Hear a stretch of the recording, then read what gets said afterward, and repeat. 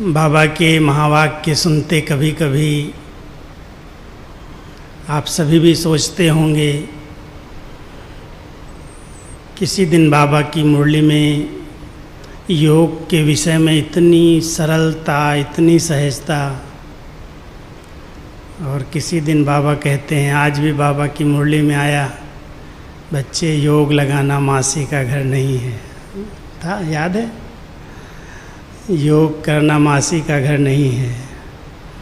कभी बाबा कहते हैं कि बच्चे, मेरे बच्चे भी 5 मिनट भी मुझे याद नहीं करते, योग में नहीं रहते। एक तरफ निरंतर योगी बनने की प्रेरणाएं देते और दूसरी तरफ इशारा कर देते, 5 मिनट भी यथार्थ विधि पूर्वक योग नहीं करते। जबकि बाबा हम सबको इतना श्रेष्ठ योगी जीवन दी है। हम सिर्फ योगी, सहज योगी नहीं हैं, लेकिन श्रेष्ठ योगी हैं। और योग की यथार्थ विधियों को समझते ही नहीं हैं, दूसरों को भी समझाते हैं कि ऐसे ऐसे योग किया जाए, ऐसे किया जाए तो ये अनुभव होंगे, ये अनुभव होंगे। लेकिन हमारे कहने का प्रभाव तो तभी पड़ता है जब हमने कुछ अच्छे अनुभव किए हैं। अगर हमने ही नहीं किए तो भले हम सिखाते हैं, बताते हैं।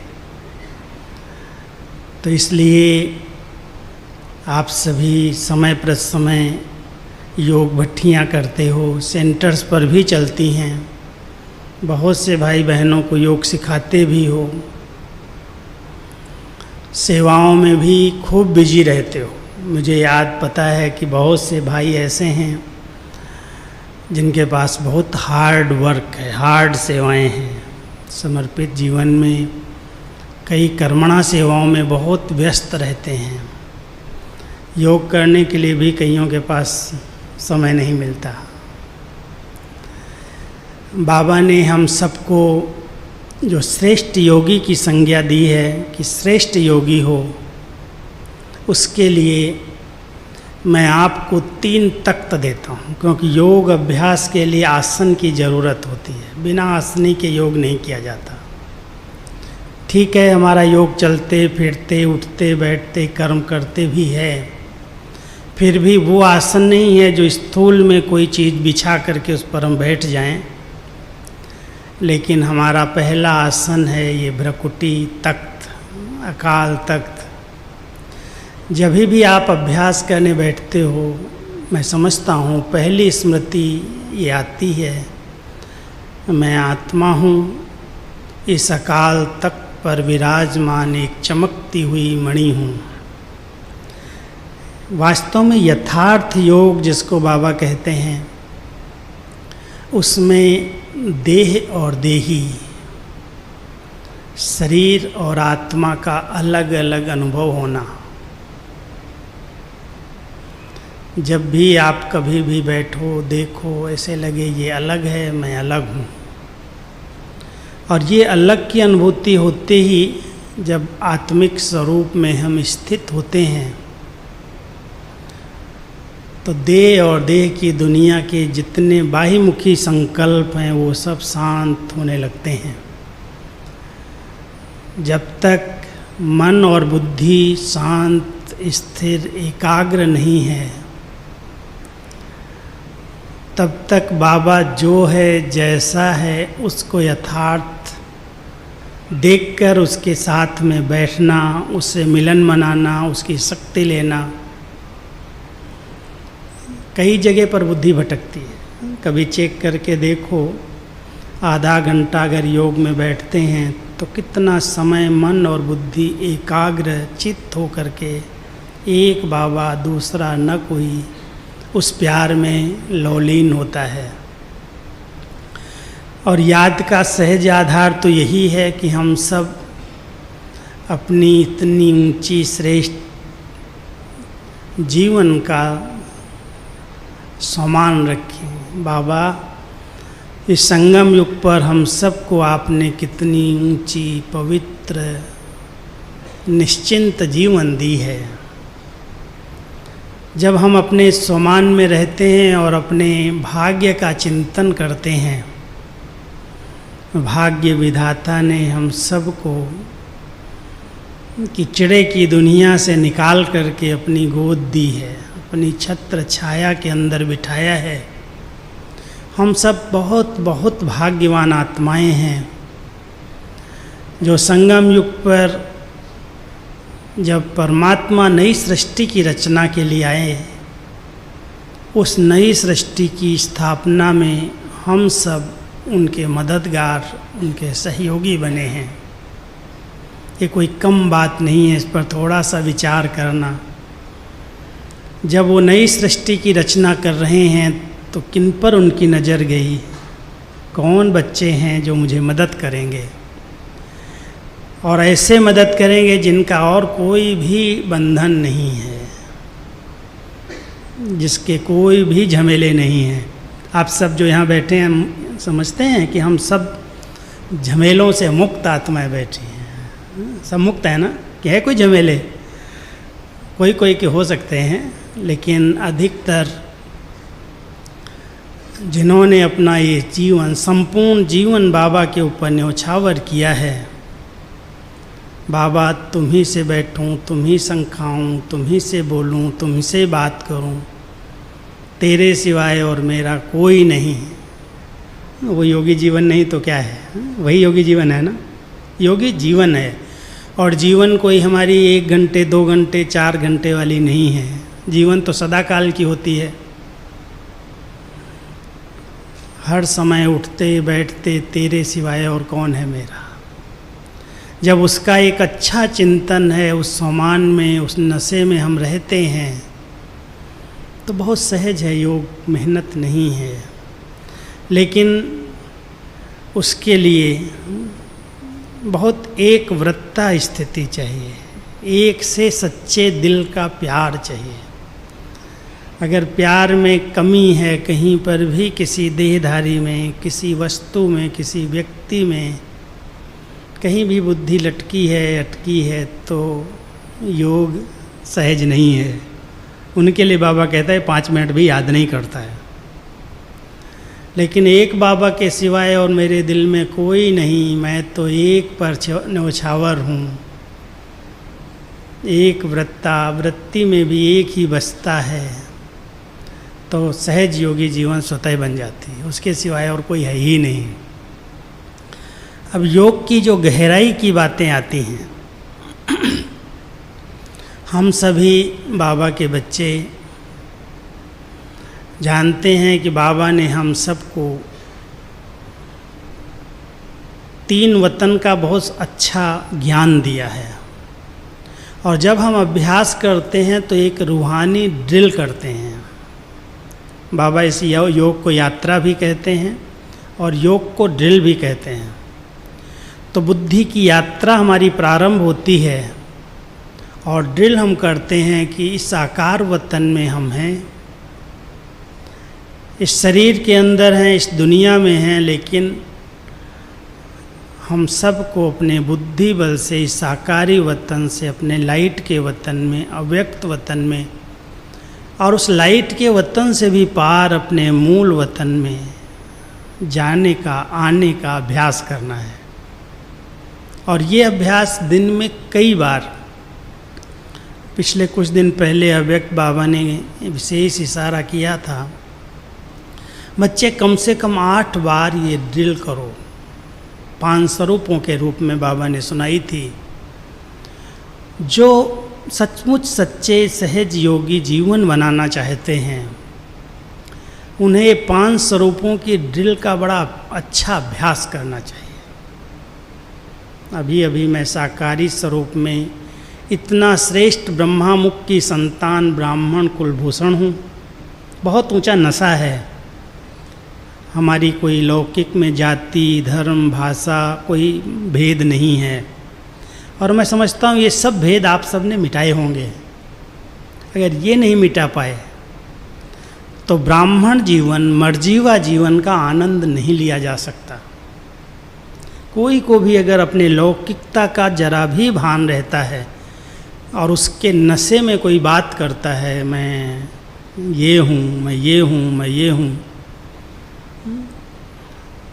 बाबा ने तो आज बड़ी रमणीक बात कही कि बच्चे रमणीकता से बाबा से बातें करो, योग करो। ज्ञान भी रमणीक है, हर्षित मुख रहने के लिए। जैसे बाबा कभी धोबी बन जाता, कभी सोनार बन जाता, कभी कोई टाइटल ले लेता, कभी सर्वेंट बन जाता, ऐसे ही आप बच्चे भी भिन्न भिन्न रूप से, मैं आत्मा तो हूँ, लेकिन मैं कौन सी आत्मा हूँ? इतनी महान आत्मा हूँ, देव आत्मा हूँ, सर्वश्रेष्ठ आत्मा हूँ, पूर्वज आत्मा हूँ, पूज्य आत्मा हूँ। कोई भी अगर योग के अच्छे अनुभव करना चाहता है तो उससे कुछ न कुछ नवीनता और वैरायटी करना पड़ेगा। एक जैसा योग तो बोर कर देगा। आप एक जैसा रोज अभ्यास करो, मैं आत्मा हूँ, मैं शांत स्वरूप हूँ, शांति धाम का रहने वाला हूँ, शांति के सागर का बच्चा हूँ, तो मैं समझता हूँ ये अभ्यास सबने किया है पहले पहले, और ये अभ्यास करते करते थोड़ी देर में ही निद्रा देवी आ जाएंगी। इसको वैरायटी में परिवर्तन करो। कभी मैं आत्मा शांत स्वरूप हूँ, कभी पवित्र स्वरूप हूँ, तो कभी शक्ति स्वरूप हूँ, कभी आनंद स्वरूप हूँ, कभी सुख स्वरूप हूँ, कभी ज्ञान स्वरूप हूँ। ये आत्मा की जो सातों गुण हैं, अगर इसकी वैरायटी को हम रोज़ नए नए ढंग से अनुभव करना शुरू करें तो योग के बहुत गहरे अच्छे अनुभव हो सकते हैं। गहरे अनुभव माना ही जो हम चाहते हैं कि हम अपने स्वस्थ स्वरूप में स्थित हो जाएं, ये देह और दुनिया का सारा वातावरण समाप्त हो जाए, मैं बस आत्मा और मेरा एक परमात्मा बाबा, कोई दूसरा बीच में डिस्टर्ब न करे। जिसको कहते हैं, कई बार बाबा कहते हैं, बच्चे सागर के तले में चले जाओ, तले में जाओ, बिल्कुल जैसे एकदम शीतल गोद में बैठ गए हैं। सागर में ऊपर हलचल है, गहराई में जाने वाले शांत शीतल हो जाते हैं, और फिर रतन मिलते हैं अंदर से। बहुत सारे रतन लेके आ सकता है। अगर नीचे तक जाने का अभ्यास है तो ऊपर ऊपर तैरने वाला तो क्या पाएगा। कई हम सब योग करते हैं तो ऊपर ऊपर तैरते हैं, मनन करेंगे, चिंतन करेंगे, रूह रिहान करेंगे, है विधि वो भी, लेकिन गहराई जो बाबा कहता है एकदम मैं जो हूँ जैसा हूँ उस स्वरूप में स्थित होकर के एकदम आत्मा शांत एकाग्र चित्त हो जाए, एक टिक स्थिति में स्थित हो जाए। मैंने एक विधि बनाई है यहाँ पर अपने ग्रुप में, यहाँ भाइयों के ग्रुप में। हम करते तो हफ्ते में एक ही दिन है, लेकिन उस हफ्ते के एक दिन सोमवार को खास 1 घंटा 7 बजे कमरे का दरवाज़ा जहाँ योग करते हैं बंद, उसके बाद कोई नहीं आ सकता। जो पहले आ जाए बैठ जाए। लेकिन उसके बाद न कोई कमेंट्री न कोई गीत। हर 20 मिनट में 1-2 संकल्प देते हैं और फिर उसी पर अभ्यास करते हैं। 1 घंटा कैसे बीत जाता है कुछ पता नहीं चलता, लेकिन उसमें मैंने देखा है जो अभ्यास कर रहे हैं धीरे धीरे उसकी गहराई का उसका रस बैठ गया। भाग भाग करके आते हैं, बताओ या न बताओ, लेकिन समय पर अपने आप सब पहुंच जाते हैं। इतनी रुचि बढ़ गई, इतनी लगन बढ़ गई है। और इससे क्या हुआ है, ऐसा कोई हम प्रयोग नहीं कर रहे हैं, लेकिन उससे हमारे संस्कारों में दिव्यता, मधुरता, रूहानियत, मिलनसारिता, अपने आप दिव्य गुण जो हैं प्रैक्टिकल दिखाई देते हैं। एक तो सबसे बड़ी बात है, अगर वो रस बैठ गया अंतर्मुखता का, उस गहन शांति का, शीतलता का, तो जो हम सबकी कंप्लेन है, जो क्वेश्चंस रहते हैं, कर्मेंद्रियाँ चंचल हैं, स्वप्न आते हैं, उल्टे छुट्टे भी विकारी संकल्प चलते हैं, बहुत परेशान होते हैं, अगर इस गहराई का आप अभ्यास करो, ये सारी इंद्रियां अपने आप शीतल हो जाएंगी। सब जो भी कंप्लेंट्स हैं वो सब समाप्त हो जाएंगे। सबसे बड़ा प्रयोग तो ये है ना इसके ऊपर प्रयोग किया, उसके पर ही प्रयोग किया, वो तो चलो ठीक है, सेवा के साधन हैं। लेकिन हम सब इस तख्त पर पहले बैठे। मैं आत्मा इस अकाल तख्त पर विराजमान एक चमकती हुई मणि हूँ। मैं इस शरीर से अलग हूँ। मैं एक चैतन्य शक्ति मन बुद्धि की मालिक हूँ। 2 मिनट के लिए सिर्फ आप सब केवल बाबा को याद करने की जरूरत नहीं है। अलर्ट होकर के अपने इस भ्रकुटी के बीच में अपने ज्योति स्वरूप आत्मा का अनुभव करो। देखो, इसके सिवाय और एक भी संकल्प दूसरा ना आए। अपने को आत्मा निश्चय करके मैं एक लाइट हूँ, एक माइट हूँ, एक शक्ति हूँ, एक चमकता हुआ सितारा हूँ, मैं बीज हूँ। अपने स्वस्वरूप को देखो और एकदम अनुभव करो मैं अलग हूँ।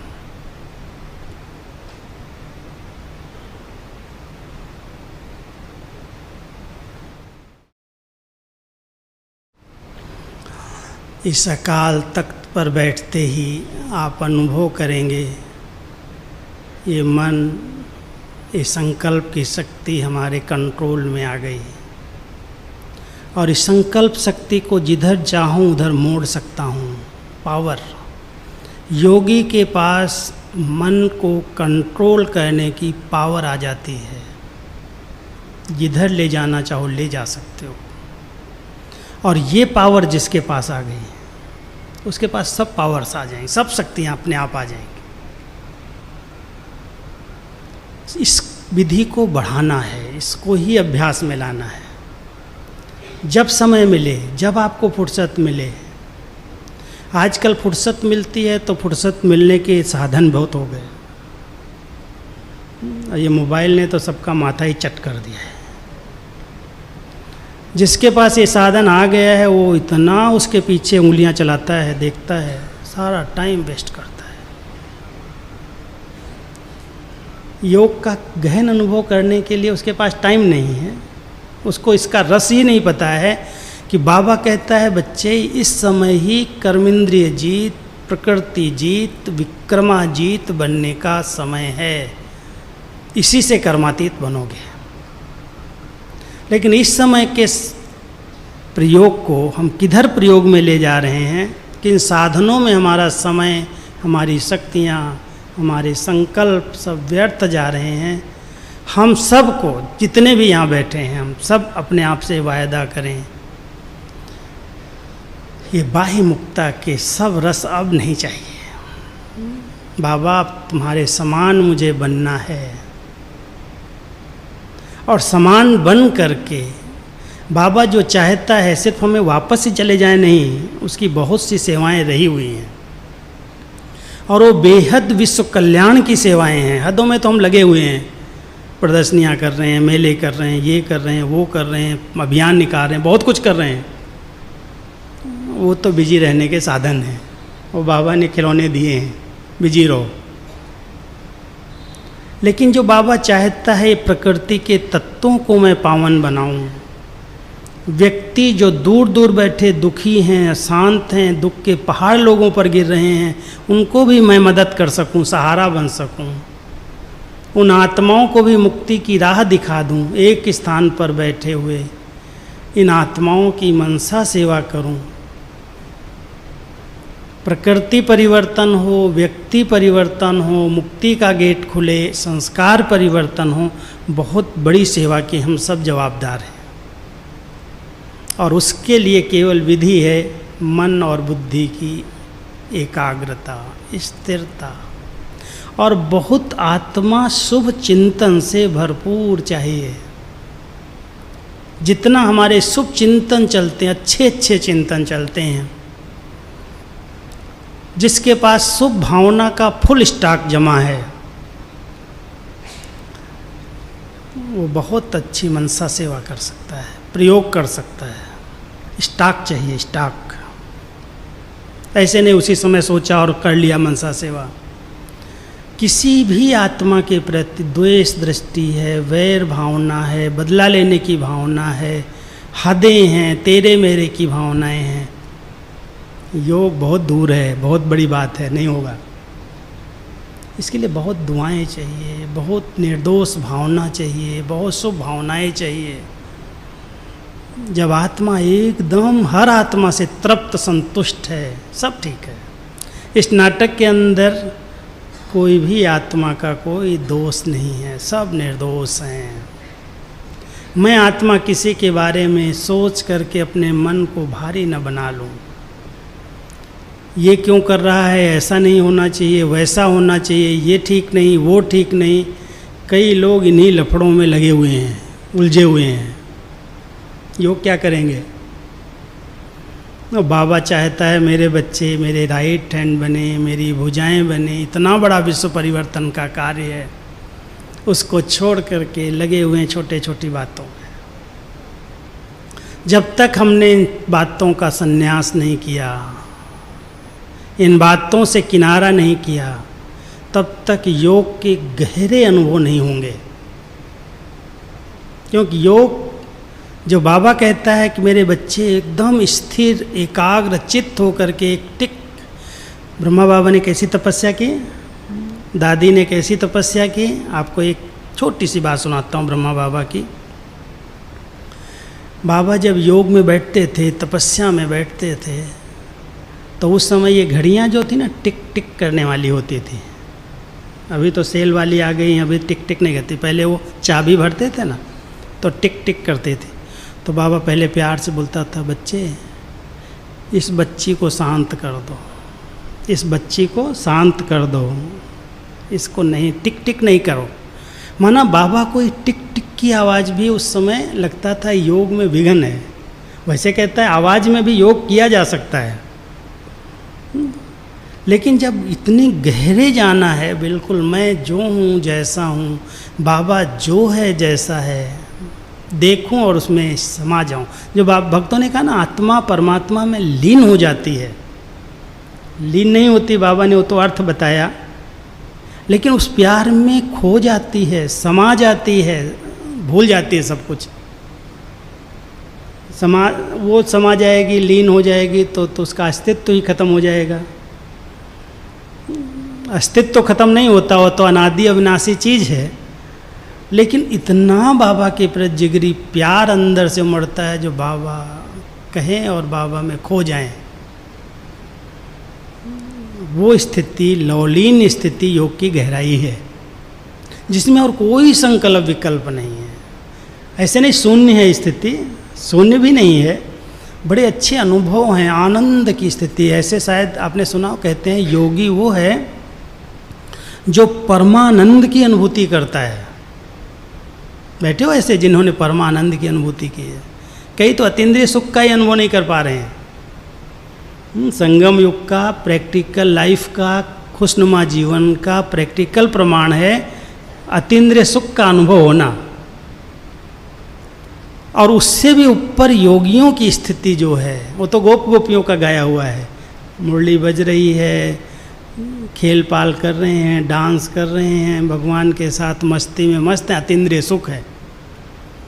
लेकिन जो योगी है, जो एकाग्र चित्त एक टिक स्थिति में स्थित हो सकता है, वो परमानंद की अनुभूति करता है। उसके भेंट में दुख सुख है ही नहीं कोई चीज़। आनंद की भेंट में है कुछ, सुख की भेंट में तो दुख भी आ जाता है। तो ऐसे तले में जा कर के एकदम स्थिर और एकाग्र हो कर के शुद्ध बुद्ध से सब कुछ भूल गई और मैं आत्मा उस प्यार में खो गई, लीन हो गई। उससे जो प्राप्तियां होती हैं सच्ची, वो बताता हूँ मैं आपको, अनुभव करके बताता हूँ। अपने आप आवेग, आवेश, आसक्तियाँ, आलस्य, अलबेलापन, कई प्रकार की कंप्लेन खत्म। कोई भी कुछ भी कर रहा है, गुस्सा नहीं आता है, आवेश भी नहीं आता, आवेग भी नहीं आता, एक भी कुवचन नहीं निकल सकता मुंह से। आत्मा एकदम शीतल काया वाली योगी है। कहते हैं योगी वो है जिसके अंग अंग सुगंधित हैं। योगी वो है जो शीतल काया वाला है। योगी वो है जो मान अपमान, निंदा, स्तुति, जय पराजय सब में समान स्थिति में रहता है। हैं ऐसे बने हैं, चेक करना। सुन लिया क्लास बहुत अच्छा कह के उठ नहीं जाओ, चेक करो। सचमुच बाबा जैसा बनाना चाहता है कि मेरे बच्चे एकदम इस स्थिति को पालें। होने दो संसार में जो हो रहा है, जो कर रहा है पाएगा। हमको 2 स्लोगन बार बार याद रहते हैं, जो करेगा वो पाएगा, और जैसा कर्म मैं करूँगा मुझे देख सब करेंगे। अगर मैं कुछ समय अपने मन बुद्धि को एकाग्रचित करके एक की याद में खो जाऊं, तो जो देखेंगे, जो वाइब्रेशन कैच कर पाएंगे, वो भी उसी स्थिति में आ जाएंगे। इससे एक तो रूहानियत बढ़ती जाती है। प्राप्तियां जो होती है ना, प्रैक्टिकल प्रयोग मैं आपको बताता हूँ। चेहरे पर, दृष्टि में, बोलने में, चलने में, जैसे आत्मिक स्थिति नेचुरल हो जाती है, रूहानियत।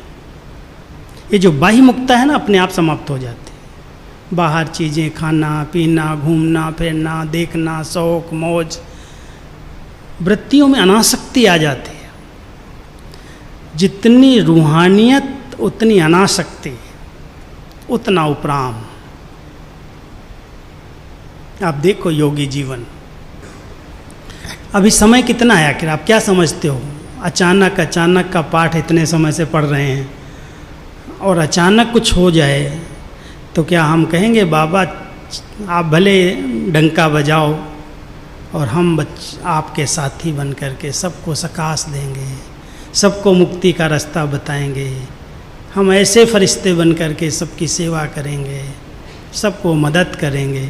कब? जब बाबा के सिवाय और कोई भी नहीं होगा। अगर एक के बुद्धि में, एक भी किसी की बुद्धि में लटकी हुई है, एक भी मेरा कोई पर्सनल है, तो बुद्धि वहीं जाएगी। कोई भी संबंध हो, मैं ये नहीं कहता कोई अपना फ्रेंड ही है, किसी भी प्रकार का संबंध कहीं से जुड़ा हुआ है, कहीं भी कोई हिसाब किताब लटका और अटका है, बुद्धि खींच जाएगी, खींच लेगी वो। और बाबा तो कहता वो तो 1 सेकंड 1 मिनट का पेपर होगा, लास्ट 1 सेकंड का पेपर। बुलावा हुआ, हाँ जी बाबा हाजिर हूँ, कोई बुद्धि को खींचे नहीं। अब इसके लिए कम से कम बहुत काल से सब प्रसारित करो, इस शरीर से डिटैच होने का, अलग होने का, अपने परम धाम घर में विश्राम करने का। मैं चली गई आत्मा शांति धाम, बैठ गई बाबा के साथ बिल्कुल समीप, और वो परम शक्तियाँ बाबा की, सब शक्तियों का भंडार अपनी शक्तियों के नीचे ले लिया मुझे। मैं सब शक्तियाँ ऊपर से आ रही हैं, मैं उनसे संपन्न बनती जा रही हूँ, और वो संपन्न किरणें चारों ओर फैल रही हैं। ये वाइब्रेशन बहुत शक्तिशाली अगर बन जाएं, मैं आपको बताऊं, कहते क्या प्रयोग करें। जिस स्थान पर अगर 5-10 योग के प्रयोग करने वाले ऐसे योगी बाबा के बच्चे हों, उस स्थान का वायुमंडल कितना शक्तिशाली हो जाएगा। ये जो आजकल अशुद्ध आत्माओं का वार होता है, कोई तंत्र मंत्र जंत्र कर देता, कोई कुछ कर देता, कोई कुछ कर देता, और फिर उसी चक्करों में हमारा सारा टाइम वेस्ट जाता है। कारण योग के गहन अनुभव में आत्माएं नहीं रहती हैं।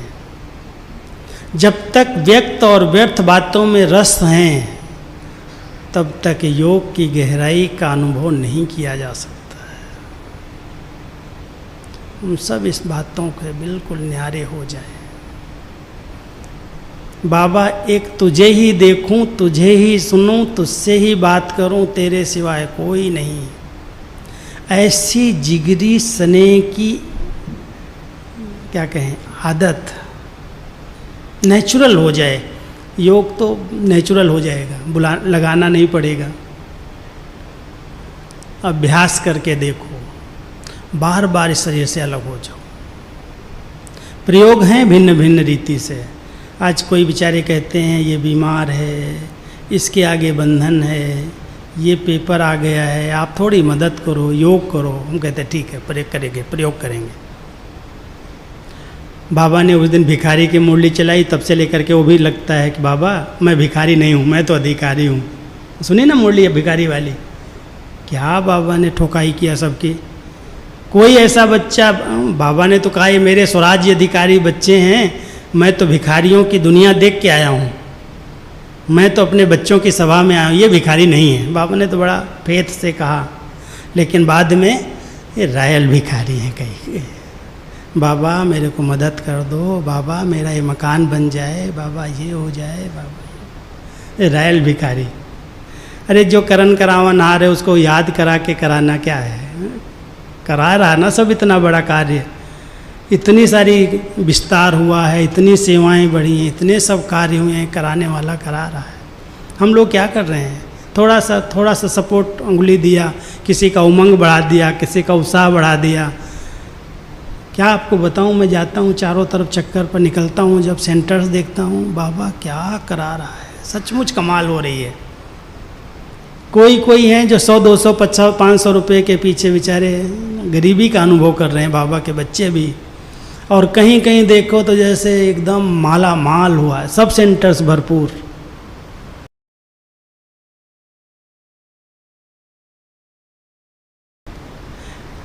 लेकिन ये सब प्रयोग साधनों के लिए हम योग का प्रयोग करें, हदों के लिए करें, इससे तो बेहद में क्यों ना आ जाएं। ये तो सब कराएगा बाबा, देगा अपने आप। कई बार बाबा ने कहा है बच्चों की जो आवश्यकताएं हैं संगम युग पर, वो सब आवश्यकताएं अवश्य पूरी होंगी, लेकिन इच्छाएं पूरी नहीं होंगी। इच्छाओं को त्याग दो, आवश्यकताएं तो समय पर बाबा अपने आप कर देगा, पूरा करेगा। किसी के आगे हाथ फैलाने की ज़रूरत नहीं है, क्यों हम किसी से मांगे। आवश्यकता होगी बाबा अपने आप कराएगा। कई बच्चों को निमित्त बना रहा है, बनाता है, बाबा को बोलने की भी ज़रूरत नहीं है, बाबा जानता है इस बच्चे को क्या ज़रूरत है। इसलिए योग के प्रयोग कोई साधनों सुविधाओं के लिए, हदों के लिए नहीं करो। सिद्धियां मिलती हैं, अच्छे संकल्प हैं, विधि पूर्वक हैं, सेवाएं विधि पूर्वक हैं, पालना यथार्थ दी जा रही है। निमित्त बहनें अगर बहुत निर्माणता के साथ किसी की पालना कर रही हैं, ज्ञान और योग से पालना कर रही हैं, तो धन स्थूल साधन तो अपने आप आते हैं, उनके लिए कोई पीछे भागने की ज़रूरत नहीं है। लेकिन योग युक्त स्थिति जो रूहानियत ले आए, जो अलौकिकता का अनुभव कराए, जिसमें दैहिक आकर्षण बिल्कुल समाप्त हो जाए, ऐसी योगी जीवन चाहिए। तो जब हम सब योग अभ्यास करते हैं, बड़े ऊंचे सोमान में स्थित होकर के करो। मैं 5 सोमान आपको बताता हूँ, आपके योग के लिए बहुत सुंदर हैं, और अभ्यास करके देखना। जब योग करो, वैसे 3 तक तो बताऊँगा, अभी एक ही बताया है, वो याद रखना। 5 सोमान बता देता हूँ, और वो 5 सोमान अगर दिन की दिनचर्या में याद करेंगे, आँख खुलते ही मैं आत्मा मस्तक के बीच में चमकती हुई मणि, मस्तक मणि हूँ। दूसरा, मैं बाबा आपके नैनों की नूर, नूरे जहान हूँ। बाबा मैं आपके दिल तख्त की मालिक, दिल तख्त नसीन हूँ। बाबा मैं आपकी राइट हैंड भुजा हूँ, जो अच्छे से अच्छे कार्य हैं मैं बैठा हूँ, हाँ जी, राइट हैंड भुजा हूँ। और बाबा मैं आपके साथ कंबाइंड हूँ, मुझे कोई अलग नहीं कर सकता। 4 अपने कंबाइंड स्वरूप सारे दिन में स्मृति में रखना, योगी जीवन बन जाएगी। 4 कंबाइंड स्वरूप हैं हमारे। एक में आत्मा बाप और इस शरीर कंबाइंड है, इसका अनुभव करो अलग अलग। ये अलग है, मैं अलग हूँ, लेकिन कंबाइंड हूँ, अलग कर ही नहीं सकता कोई इसको। अलग हो जाएगा तो शरीर काम का नहीं, और अलग अगर आत्मा भी हो गई, चली गई, तो वो भी बेकार हो जाएगी। शरीर के साथ ही उसका काम है सदा। तो एक आत्मा और शरीर कंबाइंड है, अलग नहीं है, लेकिन अनुभव अलग करना है। और दूसरा, मैं आत्मा बाबा के साथ कंबाइंड हूँ, आत्मा और परमात्मा दोनों कंबाइंड, अलग नहीं है इस समय हम सब। जब भी कहीं जाओ, कभी घर से निकलो, कोई सेवा पर जाओ, ऐसे कंबाइंड ले लो, बाबा आप तो लाइट है ना, इस लाइट के साथ आके बैठ जाओ। पवित्रता की लाइट यहाँ डाल दो और मैं साथ साथ चलूँ। कंबाइंड स्वरूप है आत्मा और परमात्मा का। इसी संगम पर हम इसका लाभ ले सकते हैं। अलग करो ही नहीं बाबा को। जैसे ब्रह्मा बाबा शिव बाबा कंबाइंड हो गए ना, उनको अलग किया नहीं जा सकता। ऐसे मैं आत्मा और बाबा मेरे साथ कंबाइंड है। तीसरा, मैं ब्राह्मण सो फरिश्ता। फरिश्ता अंत में बनेंगे नहीं, कोई से मेरा दैहिक रिश्ता नहीं है। मैं आत्मा ब्राह्मण ही संगम पर, और मैं ब्राह्मण सो फरिश्ता कंबाइंड हूँ। शरीर लिया, भाकार्य किया और न्यारे हो गए। अलौकिक लाइट की ड्रेस पहन ली। तो ब्राह्मण सो फरिश्ता भी कंबाइंड स्वरूप है। और चौथा बाबा एक बहुत सुंदर सम्मान देता है कंबाइंड स्वरूप का, चतुर्भुज हूँ। भविष्य में नहीं, संगम पर भी ऐसा नहीं कह सकते ये बहन का काम है, ये भाई का काम है। बाबा ने बहनों को बहुत शुरू में पक्का कराया, बच्चियाँ क्यों भाई की ज़रूरत महसूस करती हो, तुम चतुर्भुज हो। दोनों संस्कार हर एक के अंदर है। ये नहीं कहो ये तो बहनों का काम है, बहन के संस्कार भी भाइयों में हैं। किसी जन्म में तो बने होंगे, उनके अंदर भी मेल के संस्कार हैं। तो ये कंबाइंड स्वरूप में चतुर्भुज हूँ। सब कार्य और आने चाहिए। कोई ऐसे कुमार जीवन में नहीं कहना कि मुझे भोजन बनाना नहीं आता है तो बहनें बना के खिलाएं, मुझे ये काम नहीं आता है, ये काम वही करेंगे। कोई भी कार्य के लिए ऑलराउंडर, समर्पित जीवन में हर एक ऑलराउंडर बनना। कंबाइंड स्वरूप में रहो, बाबा को साथ रखो। योगी जीवन 5 स्वरूपों के 5 सम्मान के अभ्यास से नेचुरल बन जाएगी। 3 तख्त में पहला अकाल तख्त, दूसरा एक बहुत सुंदर तख्त बाबा ने हम सबको दिया है, साक्षी दृष्टा स्थिति का तख्त। इस तख्त पर बैठ के देखो, बड़ा मजा आएगा। व्यवहारिक जीवन में साक्षी दृष्टा बनना सहज है।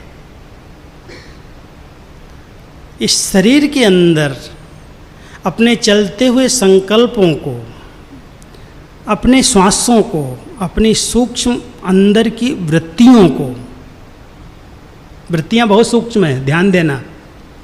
संकल्प तो हम कंट्रोल में कर लेते हैं कई बार।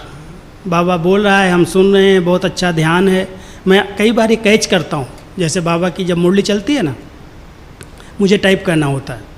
सभा में कुछ भी कोई कर रहा हो, हलचल हो रही हो, बोल रहा हो, चाल रहा हो, मैं तो ऐसा हेडफोन लगाता हूँ जो बाहर की कोई आवाज़ भी ना आए। ये बाजू में बोल रहा हो तो भी सिर्फ बाबा के माइक की आवाज़ सुनाई दे, तीसरा कुछ नहीं सुनाई दे। संकल्प एक ही रहता है, बाबा बोल रहा है, मैं सुन रहा हूँ, टाइप कर रहे हैं उंगलियों से। लेकिन दूसरी तरफ मैं एक बार चेक किया, ये वृत्तियाँ बहुत सूक्ष्म हैं, वो कहीं कहीं चली जाती बाहर।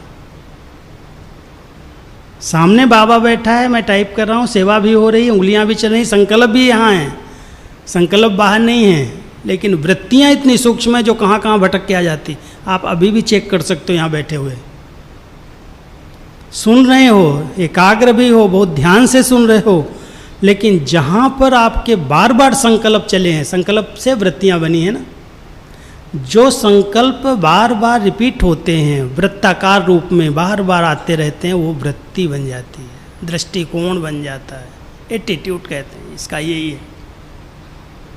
और वहाँ बार बार वो वृत्तियाँ चंचल होने के कारण जाती रहती हैं। उन पर ध्यान, साक्षी दृष्टा बन करके चेक करो, ये संकल्प कहाँ जा रहे हैं, क्यों जा रहे हैं, किधर जा रहे हैं। चेक करोगे तो धीरे धीरे अपने आप कंट्रोल में आ जाएंगे। और वृत्तियाँ अगर कहीं जा रहे हैं तो उन पर बहुत अटेंशन देना पड़ेगा। क्या चाहिए इंसान को, क्या आत्मा को चाहिए, सब कुछ तो बाबा आपने दिया है। कहाँ आकर्षण है, कहाँ खिंचाव है, कहाँ संबंध है, कहाँ अभी तक मेरे हिसाब किताब हैं। जहाँ वृत्तियाँ चंचल हो रही हैं, वृत्तियों को कंट्रोल करने के लिए व्रत लेने की जरूरत पड़ेगी। व्रत, दृढ़ता से प्रतिज्ञा करनी पड़ेगी कि नहीं, कोई वृत्तियाँ मेरी चंचल नहीं हो सकती, एक में मेरी वृत्तियाँ एकाग्र हो जाएं। ध्यान देना इस बात पर।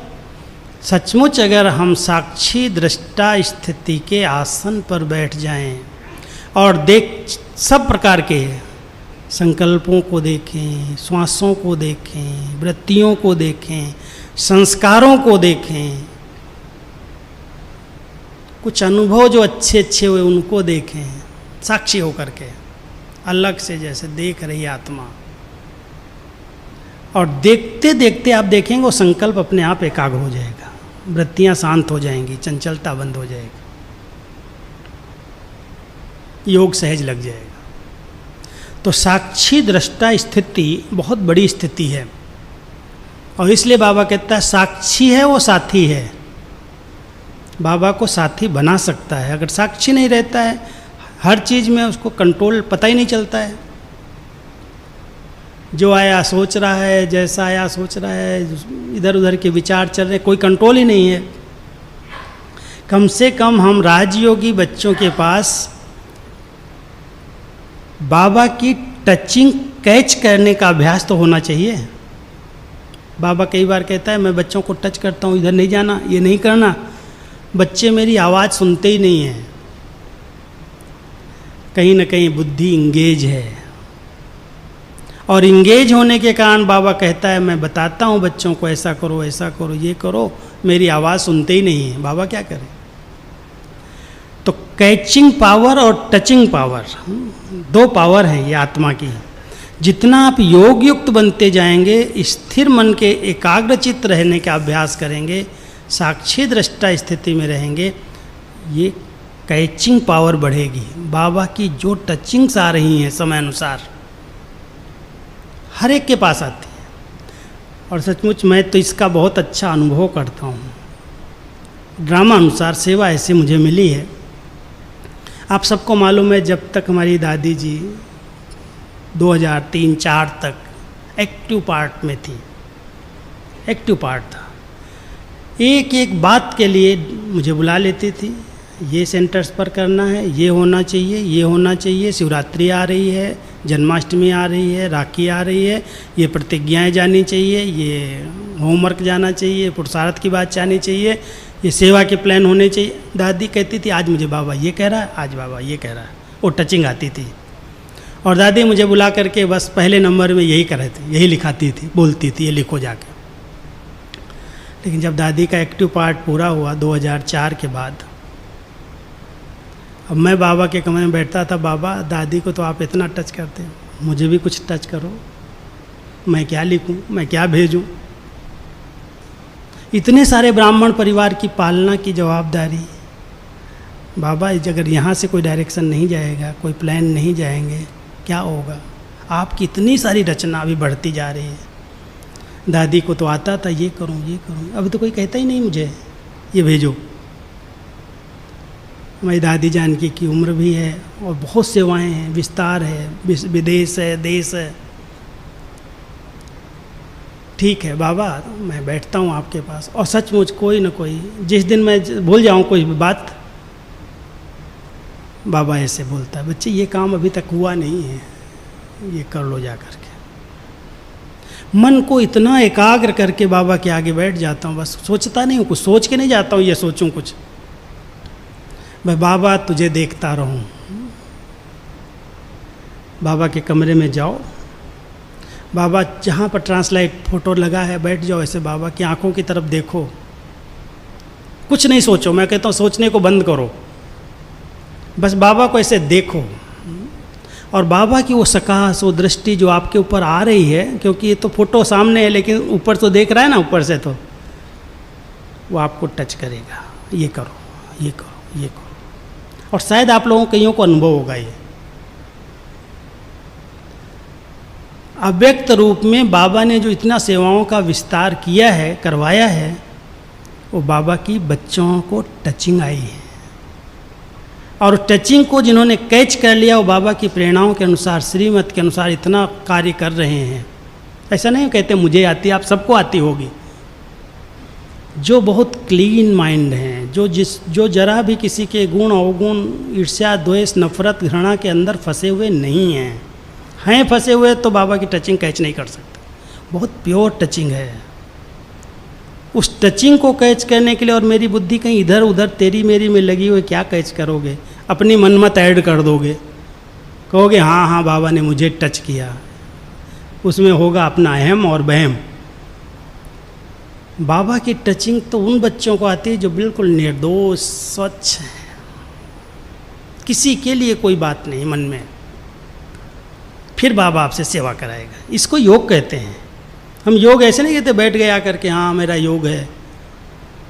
प्रैक्टिकल लाइफ में जो ज़रूरत है, जो आवश्यकताएं, बाबा कई बार एक शब्द यूज करता है, आप अंडरलाइन करना, योग युक्त, युक्ति युक्त, राजयुक्त। मैं योग में था ना इसलिए ये काम भूल गया, ये योग है क्या? तीसरा तख्त अभी नहीं बताया आपको, दो तो याद रहेंगे ना, एक अकाल तख्त, एक साक्षी दृष्टा स्थिति का तख्त योग अभ्यास के लिए, और तीसरा एक रस स्थिति, एक के रस में समाई हुई आत्मा। जिसने इस स्थिति का अनुभव कर लिया, एक रस रहता है। कोई ने महिमा किया खुश हो गए, कोई ने ग्लानि कर दिया नाराज हो गए, कभी मूड अच्छी है कभी मूड बिगड़ गई, कभी देखो तो बड़ा उमंग गुस्सा है, कभी सोडा वाटर है, दिल शिकस्त है, कभी कोई मनाए तो माने, कभी रूठ जाए तो रूठा हुआ है। एक रस है क्या? एक रस। कुछ भी हो होने दो, अपनी स्थिति को, अपने मूड को बिगाड़ो नहीं, ये अपने हाथ में है हमारे। खुशनुमा एक रस मूड, इस पर थोड़ा सा आप सब ध्यान देना। महिमा हो गई, कोई ने पूछा, कोई ने खातरी की, ठीक है, कोई ने एक की कर दी मेरी नहीं की, मेरे आगे एक की महिमा हो गई मेरी नहीं हुई, सारा पारा डाउन। इसको ही पूछा जाता है, इससे ही बात की जाती है। सेवा मैं करता हूँ, नाम इसका आता है। क्या स्थिति हमने बनाई है? किसी का भी नाम आए, हमारी डिपार्टमेंट में 7 लोग काम करते हैं, भले किसी का भी नाम आए, मैं कभी नहीं कहता हूँ मैं ही जाऊँ सब जगह। चलो ठीक है, तुम आज चले जाओ, तुम जाओ दादी के पास होके आओ, तुम इनसे मिल के आओ, तुम इनसे मिल के आओ। यहाँ तक मुझे जो मदोगरी मिलती है ना बाहर से, मैं कभी नहीं देने जाता हूँ। मैं किसी भाई को बोलता हूँ जाओ तुम दादी को दे आओ, तुम मिल के तो आओ, कम से कम तुम्हारी महिमा होगी तो ठीक है, मैं गुप्त रहूँ तो भी ठीक है। कम से कम इन बातों में मैं ही बड़ों के आगे जाऊँ, मैं ही स्टेज संभालूँ, मैं ही ये सेवा करूँ, ठीक है, सब करेंगे तो अच्छी दुआएं मिलेंगी। एक रस स्थिति अगर बनानी है तो बहुत ध्यान देना, निंदा स्तुति कुछ भी हो, महिमा मिले न मिले, सेवा किया, पूछा कोई ने नहीं पूछा, ठीक है, बाबा पूछने वाला बैठा है ऊपर, देख रहा है हमारी सेवाओं को, ठप्पा लगा रहा है बच्चा कैसा है। व्यक्तियों के ठप्पे से क्या मतलब, आज देंगे महिमा कल गिराएंगे नीचे, किसी के परवाह नहीं करो। अगर एक रस स्थिति का आसन है योग सहज लग जाएगा, और नहीं अगर ये आसन है थोड़ी थोड़ी बात में अप डाउन हो रहे हो, महिमा हो गई, खुशी हो गई, पूछ लिया ठीक है, नहीं पूछा तो बस मूड खराब, सेवा नहीं करेंगे। ध्यान देना, सेवा हमको बाबा ने दी है, सेवा के कारण हम समर्पित हुए हैं, सेवा का ही भाग्य है, जो मिला है ठीक है करो, पूछे या ना पूछे। स्थिति को पारे की तरह नीचे ऊपर होने नहीं दो। एक रस मूड, एक रस स्थिति, और सदा देखना एक रस माना खुशनुमा स्थिति, बहुत अच्छी स्थिति में रहो। ऐसे लगे ही नहीं बहुत सेवाओं का बोझ इसके ऊपर है। मैं अगर सोचने लगूँ मेरे पास इतने काम पड़े इतने काम पड़े तो योग लगेगा क्या? लेकिन एक ध्यान जरूर रखता हूँ, आप सब नोट करना इस बात को, मेरा कोई भी कार्य पेंडिंग नहीं रहना चाहिए। जो मेरी जवाबदारियां हैं मेरी डिपार्टमेंट के, वो मैं पेंडिंग रख कर के मुक्त नहीं रह सकता। काम किया, भले 2-4 घंटा अधिक बैठना पड़े, नींद त्यागना पड़े, इधर उधर की प्रोग्राम में छोड़ना पड़े, बैठ कर के अपने काम को तैयार किया, क्योंकि मेरे पास तो ऐसी जवाबदारियां हैं, सारे देश विदेश को एक साथ मुरली पहुंचानी है, एक साथ सब जगह चले तो 3 महीने पहले हमको सब तैयारी करनी है। 18 लैंग्वेज में ट्रांसलेशन होकर इंटरनेट पर जाता है। बहुत अटेंशन रख कर के योग युक्त होकर के अगर आप रहेंगे तो ये योगी जीवन है। मैं तो इसको समझता हूँ, सब बाबा के ऐसे बच्चे, बाबा ने इतना अच्छा गोल्डन चांस दिया। सबसे बड़ी बात तो है हम सबको निर्बंधन पवित्र जीवन दिया है, कोई बंधन नहीं, कोई लफड़ा नहीं तेरे मेरे का। इतनी श्रेष्ठ जीवन में क्यों इन छोटी छोटी हद की बातों में लटके अटके पड़े हैं हम? क्यों नहीं खुशनुमा स्थिति, क्यों नहीं एक रस स्थिति में रह सकते हैं? आप हाथ उठाओ, रहेंगे? रह सकते हैं? सच्ची बोलना, रहना है, कुछ भी हो जाए, हैं, कुछ भी हो जाए, तब योग युक्त हो जाओगे, सहज योगी जीवन बन जाएगी, कोई मेहनत नहीं योग में। और फिर प्रयोग करो। प्रयोग करो माना जो श्रेष्ठ संकल्प उठेगा होने लगेगा, अपने आप होने लगेगा, ज़्यादा सोचने की ज़रूरत नहीं है। बाबा कराएगा, करन करावनहार है, अरे सर्व समर्थ सर्व शक्तिवान के साथ कनेक्शन है, कोई व्यक्ति के साथ थोड़ी है। जो संकल्प उठेगा सब होने